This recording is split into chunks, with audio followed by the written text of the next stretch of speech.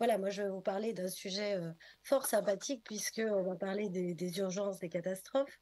Et en fait, je vous parle donc en tant que effectivement enseignant-chercheur à l'Université de Nîmes et surtout co-responsable d'une formation, donc du Master Design Innovation Société.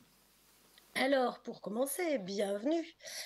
Bienvenue dans l'Anthropocène. Alors, pour ceux qui ne sont pas encore familiers du terme, mais il y en a certainement très peu dans cette assistance, puisque vous savez que l'Anthropocène, c'est la nouvelle ère géologique qui a été théorisée par Paul Crutzen au tournant des années 2000.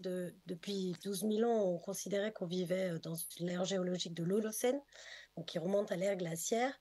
Et le constat que l'impact des activités humaines sur notre environnement est tellement important qu'il a conduit à ce changement d'air, c'est-à-dire à des transformations aussi bien climatiques, géologiques, au niveau du vivant et dans toutes ces dimensions. Alors après, il y a évidemment des débats très intéressants sur la question des responsabilités. On en parlait avant, parce que l'Anthropocène, qui concernerait l'ensemble du genre humain, évidemment, d'aucuns pourraient dire qu'on pourrait plutôt plus légitimement parler de capitalocène parce qu'il est évident que tous, en tant qu'individus, nous n'avons pas le même impact et les mêmes responsabilités sur la dégradation de notre climat, de notre environnement, pardon, et que ça fait plus de 50 ans depuis le Club de Rome que les scientifiques alertent sans pour autant qu'il y ait véritablement de changement. Alors les catastrophes malheureusement sont quotidiennes, hein. C'est vrai que je n'arrive pas en fin d'après-midi pour vous annoncer de bonnes nouvelles.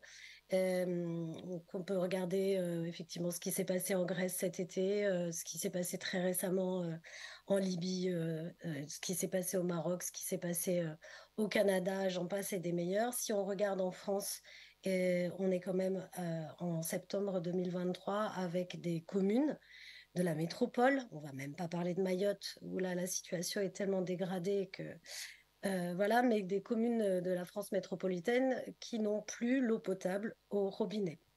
Et c'est pareil, en se levant ce matin, que j'écoutais que plus 6 des 9 limites planétaires ont été dépassées. On en parlait aujourd'hui. Et que finalement, on a beau se dire tout ça, et je pourrais en parler évidemment bien plus largement que le temps imparti, on reste dans un déni ou une sidération qui fait que le changement de nos modes de vie qui est appelé de manière urgente pour ne serait-ce que limiter un tant soit peu les dégâts, en fait, on n'en est toujours pas là. Et quand là, je dis volontairement on, parce que c'est vraiment une responsabilité collective et le but n'est pas de faire la chasse aux sorcières sur ces questions-là, même si, évidemment, on pourrait bien sûr en débattre par la suite.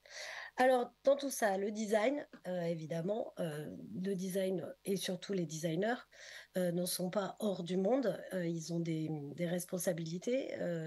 Et là, cette thématique proposée aujourd'hui sur élargir la question de l'usager si cher au design de façon originelle, de l'élargir au vivant et de l'élargir au vivant vraiment dans son ensemble. Et vous allez voir pourquoi dans ce que je vais vous proposer par la suite. Alors, j'ai trouvé vraiment intéressant les interrogations de mes collègues avant. Alors, celle évidemment de Jérôme, je les connais puisqu'on travaille ensemble. Et on pourrait d'ailleurs en boutade se dire, est-ce qu'on a plus besoin d'agriculteurs finalement que de designers dans le monde de demain?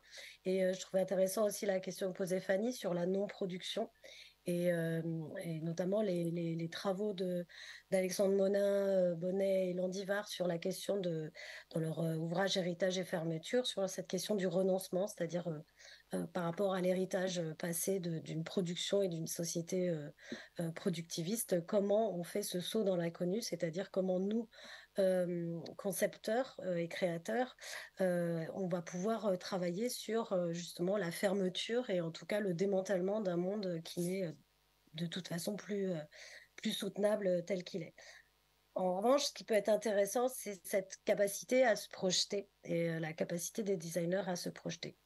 Alors, quand Jacqueline m'a demandé d'intervenir Je suis désolée de ne pas être parmi vous aujourd'hui, mais c'est vrai que la rentrée universitaire n'est pas une période excessivement propice au déplacement. Euh, En fait, j'ai réfléchi sur le fait que je vous présente plutôt des travaux de recherche, puisqu'évidemment, comme vous l'avez pu vous en douter, je travaille sur ces sujets. Et en fait, en tant qu'enseignant-chercheur, bah, si le terme enseignement est devant, c'est certainement pas un hasard et les travaux qui sont menés avec nos étudiants enrichissent la recherche et réciproquement. Et donc, la question des urgences, c'est évidemment, on appelle à une temporalité, puisque la catastrophe, il y a toujours une question d'avant ou d'après. Et sur ces temporalités où on passe de la question de risque jusqu'à évidemment la catastrophe, la crise et puis la reconstruction, avec ce dilatement du temps, cette compression et tous les travaux d'ailleurs sur l'aliénation temporelle menés par Hartmut Rosa sont assez éclairants de ce point de vue-là.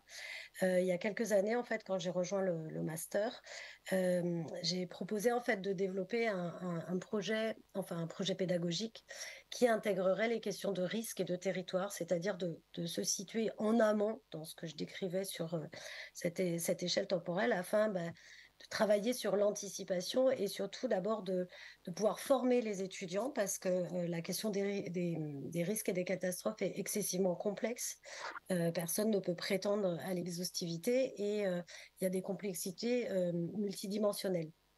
Donc cette approche par le territoire, en fait, ça nous permet de travailler sur un semestre chaque année avec les Master 1, avec des partenaires que nous allons chercher chaque année et chaque année différents pour travailler sur des problématiques vastes. Et, euh, et c'est surtout pour souligner qu'une catastrophe n'est pas abstraite. Elle impacte localement des personnes dans un lieu et que les différences sont très situées. Là, je vous propose de travailler, de regarder un projet qui a été mené avec l'établissement public territorial de bassin du Vistre-Vistrenc, donc sur Nîmes, qui est en fait comment dirais-je, un organisme qui va notamment s'occuper donc de la gestion des eaux et des rivières et des fleuves. Et comme proche de vous, il y avait été il y a quelques années mené des travaux particulièrement intéressants sur le Parlement du fleuve, le Parlement de l'eau, et donc un peu à l'instar de ce qui s'est passé dans d'autres pays du monde où on va donner comment dirais-je, on va regarder d'un point de vue juridique en fait les droits de ce fleuve et donc du vivant qui est constitué. Et donc là, travailler sur la question du risque inondation dans le cadre d'un programme d'action et de prévention des inondations, c'est ce qui a été soumis donc aux étudiants avec un objectif de développer de nouveaux outils